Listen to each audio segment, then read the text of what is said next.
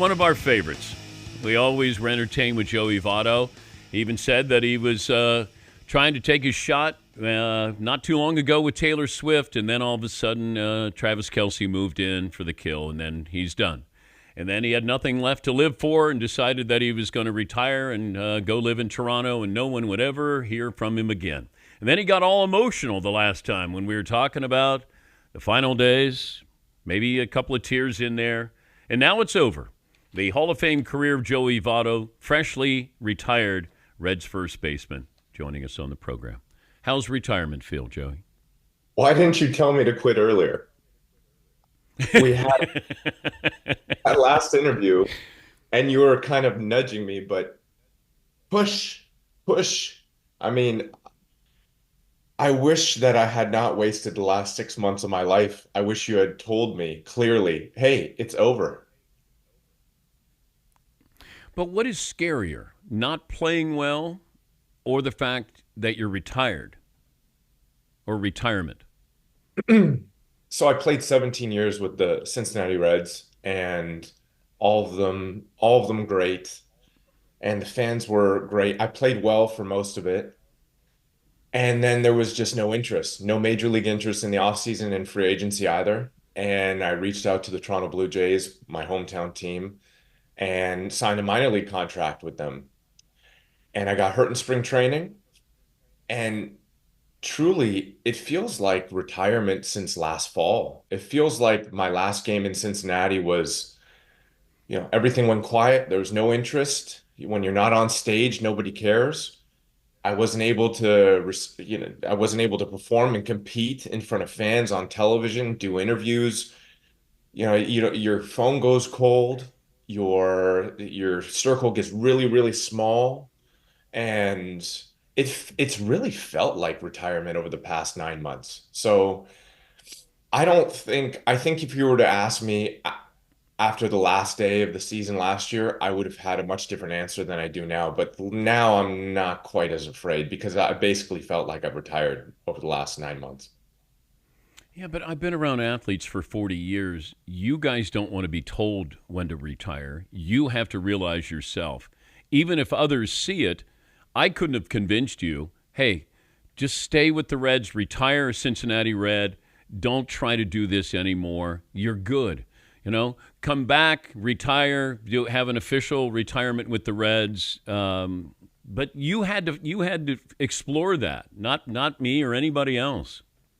I think in my experience, so I had a pretty serious injury in 2022, and I couldn't stand the idea of injury essentially crushing my competitive ability. And I'm not talking about the internal, I'm talking about the physical ability. And the idea of an injury essentially ending my not my peak, but my ability to compete.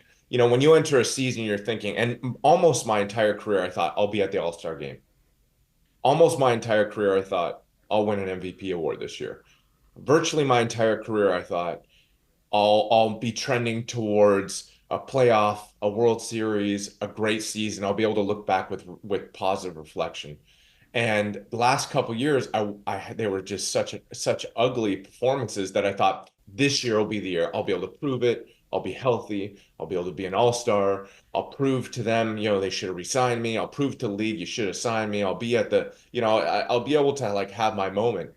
And at some point, there's an end to it. And I think the thing that I said whenever I was asked, should you end your career? I said, no, no, no. I want the game to tell me I'm done. I don't want a team to tell me I'm done.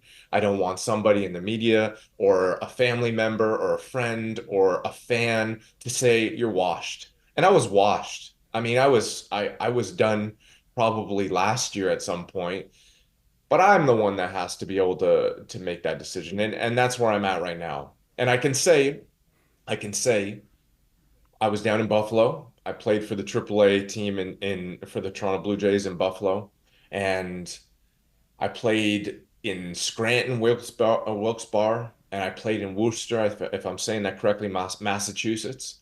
I rode the bus. I carried my bags, and I still wanted to make it happen. When I say carry my bags, carry my hotel bags, I was doing the minor league life, and I still wanted to make it happen. And it wasn't until the other day when I didn't want a plate appearance, when the coach was like, "Do you want this at bat?" And I was like, "I don't. I don't." And I've never had that. Wow. I've always had a direction. I've always been like, I'm going that way. And I was like, I'm good. And I'll share a quick story. So I'm sitting on the bench, and the coach asked me if I wanted a plate appearance. And my late father, who died 16 years ago, and I had a really strong relationship. To this day, when you lose someone like that, it's something you can't ever fill. And he and I played catch together, and we loved the Toronto Blue Jays. And our favorite player was Devon White. He had a specific catching style, and he's a fantastic defender and a real charming personality. We just loved him. He was the guy for the Blue Jays, our guy. And so we'd go out and play catch, and he'd try to catch like Devon White. I'm 9 years old, 11 years old, and we're playing catch together. And I'm sitting on the bench in Buffalo, passing on a plate appearance. And guess who's sitting beside me? Devon White. And he said to me, "So what do you think you're going to do?" And he was talking about my hitting style. Like, what adjustments do you think you're going to make? And I go, "I think I'm done." And he goes, "You mean retire?" And I go, "Yeah, I think I'm done." And he goes, "Okay." And it was like a full circle moment to be able to have a childhood. I'm getting emotional thinking and talking about this, but have a childhood icon and something that I was able to share with my father sitting next to me, and it was poignant, poetic.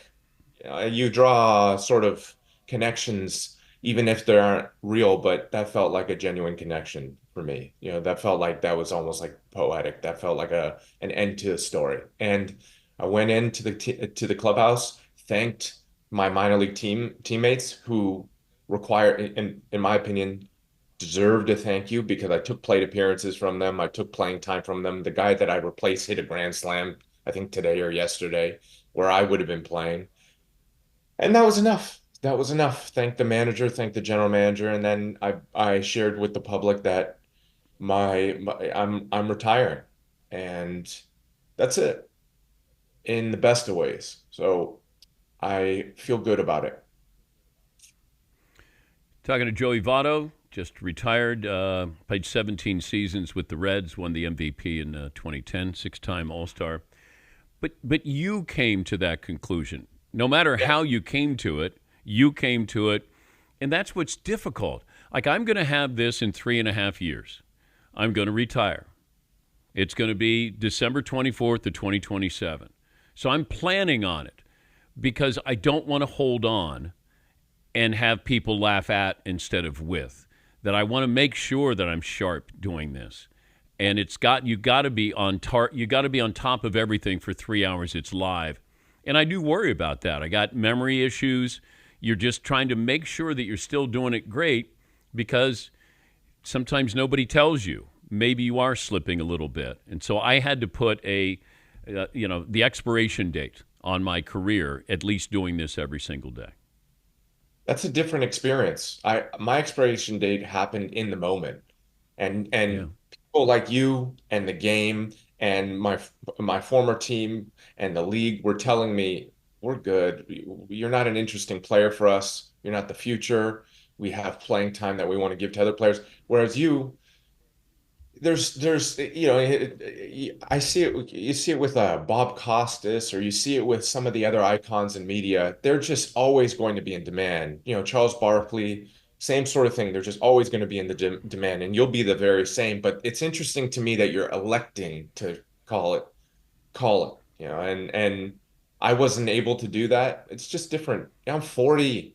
I feel good. I feel good. So the idea of stopping something I've been doing my entire my entire adult life, my even my teen years. I was having a conversation with my mother yesterday, and after this we can lighten it up a little bit, but I was having a conversation with my mother yesterday, and we were sitting down so when I was 18 years old, my mom's been working at the very same restaurant.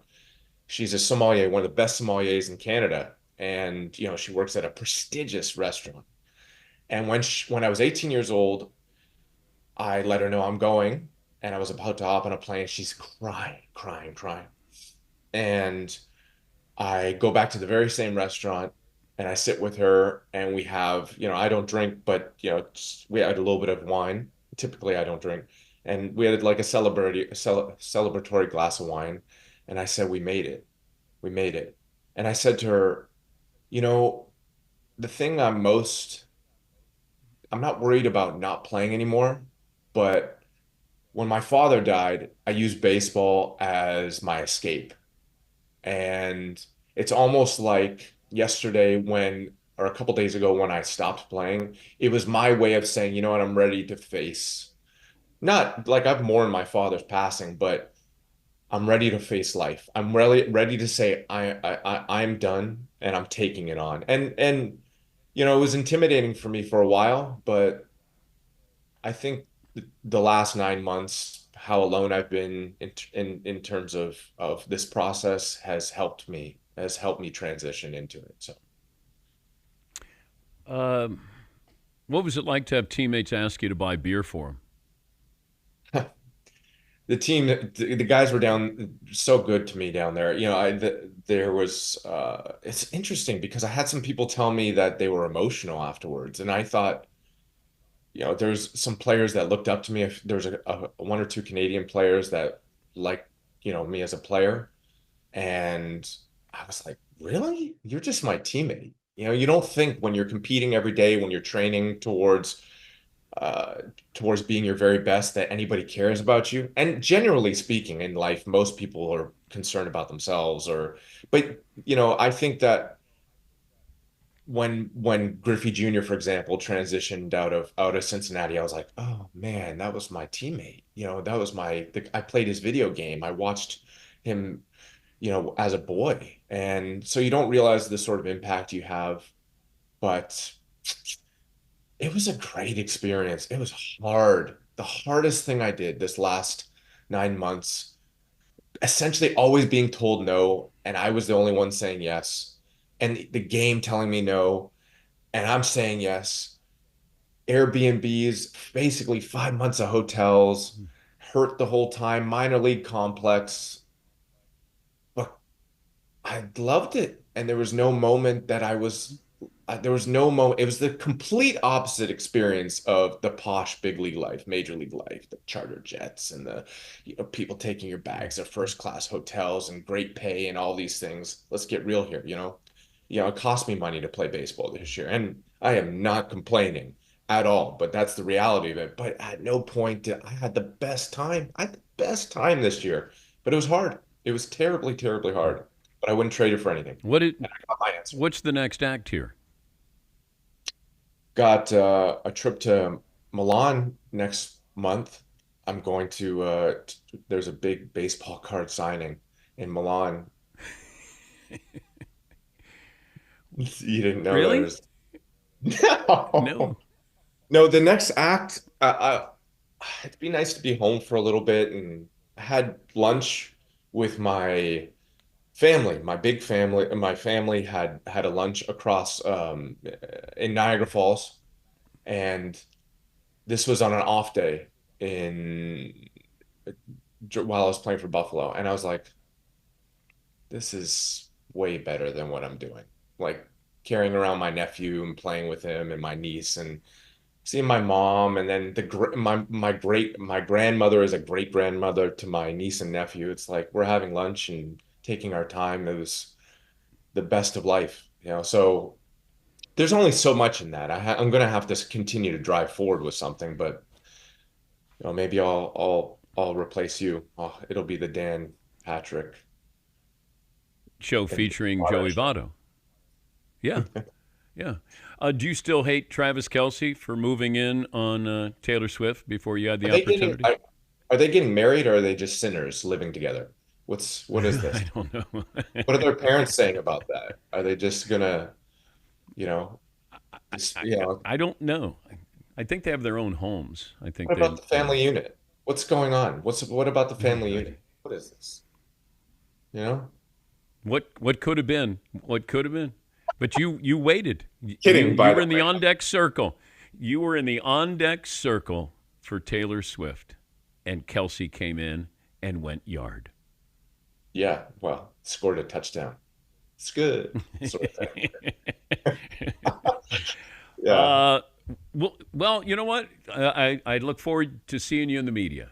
I think that'll be great. I should do Playoff that. analyst, that'd be nice. Huh? You think I Yeah, should do I that? think I. How's the travel Yes. with that?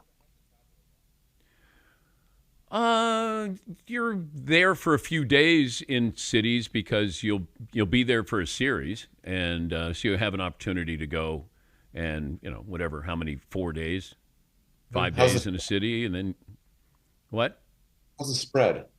How's the spread? How's the spread? Yeah. Uh, you'll be treated. Clubhouse spread. You'll be good. Your clubbies, they'll still take care of you, or maybe Jeter buys you dinner. Can you imagine though, just traveling around and talking about other people doing stuff? I will say this. I've been, and I don't It's know how much called more, it's called being in the media, Joey. That's right? what you do. You talk Right? about other people. You always want to talk about yourself. Now you have to talk Oh, about others. this is the thing that I'm most excited about. I say this sincerely. This career, this baseball thing, this athlete thing is so selfish. It is, my body's my business, but it's all about me, me, me, me, me. And the thing Yeah. that I am most looking forward to are using the words we, they, her, him. Like you were on. I get it. I'm looking forward to talking about other people, and whether I do that in the media landscape or I do that just in my community, whether volunteering or a family or my friends or what have you, I'm most looking forward to that because I feel like it'll rewire my brain. I think it'll put me in a healthier place because you are constantly concerned about yourself, and I'm tired of that. I'm tired of that. And so that's when and what if I do that for TBS or Fox or ESPN or whomever, that'll be great too. And I think I'll have a great time. So, yeah. Dan, Well, we thank had you a for good sharing. time too. You Yeah, took we did. great care. I'm a nobody and you Well, put me on the show and you made me feel welcome. So thank you so much. let's stay in touch. I'd love to. How about that, I'll Aaron see you Judge? in Milan. I'll Yeah. see you in Milan. Yes. Bring your Thank Sharpie. thank you, Joey. Thanks, Dan. Joey Votto, former Reds first baseman and future Hall of Famer.